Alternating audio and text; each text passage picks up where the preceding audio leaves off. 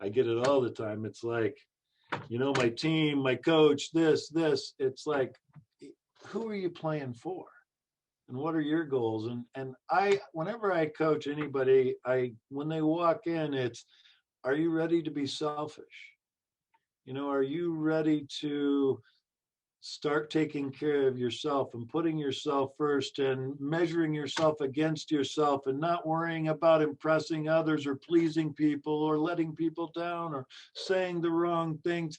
If you want to take over your existence, like, who are you going to give power to ruin your day? And I look back at it and thought, God, I was a really good wrestler. I was really and good at other sports, but I was really good and I had zero fun. I didn't enjoy the ride. I thought I had to be perfect. I was always anxious. I was nervous before I would wrestle. Actually, in my case, I hated it. I was like all through college wrestling. It was just miserable to make weight, to have that pressure on me. It was just like after I graduated, it's like, what was I doing? I should have been loving this stuff. What ended up happening is when I graduated, I decided that I wanted to become the guy I wish I would have had to talk to. The biggest and best lessons that Jeff has ever learned in his life, and this is like one of those huge ones, is, wow, losing is a good thing. Losing's where you can learn. Losing's where the lessons are. Losings are something that I've been afraid of so much most of my life. And why was I afraid of this valuable tool and teacher and lesson? Because I was afraid of how I would be perceived. I think one of the gifts that I have is it's not a loss when you lose. It's, wow, what can I learn? And so after every single match, everything that I have all my athletes do, hockey players, MMA fighters, the first thing is, what did I learn? How can I use that in the future? And what were 3 positives that came out of it? And when you go through that every time, whether it be a loss, win, you're going to take the lessons out of it.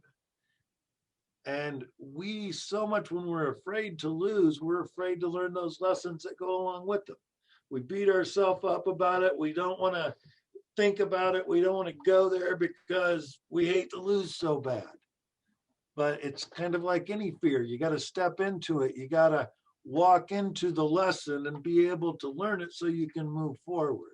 And you create an anchor, like I teach people to do this usually, and then practice relaxation.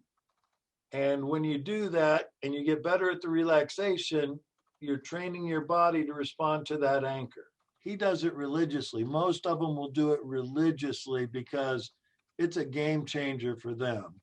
If you can touch your anchor and drop your heartbeat by 10 beats instantly, it controls panic attacks. It controls anxiety issues. So it's like if you have test anxiety, if you have any kind of anxiety, by learning that anchor and learning to control your heart rate, you're controlling the physical response to stress, which is what they need at that moment.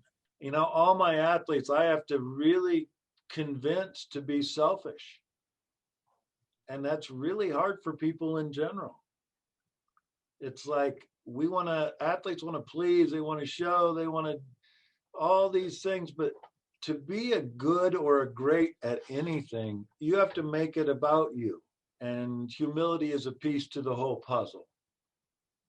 And being able to believe in yourself is another piece to the puzzle. It's like everything we want is on the other side of fear. Usually, if you're being held back, it's because your fear of success or a fear of failure, or a fear of letting people down, or a fear of not being enough, or a fear of, and what great athletes or great people in general that perform at a higher level is they're still going to have a lot of those fears, but they're willing to go into them. They're willing to address them. They're willing to move forward.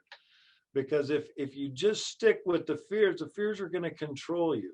Walking into those fears and people not believing you and people doubting you and you, all those things, if you are willing to address those and go into them, they go away. Most of them aren't even based in reality.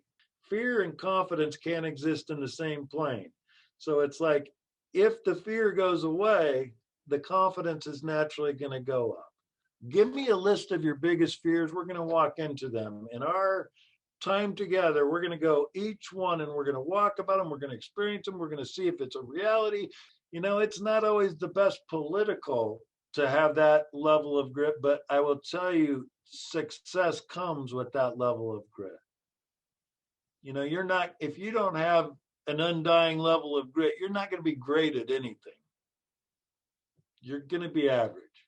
I want to help people. And what I like to do is help people go from here to here because I've struggled with that in my process.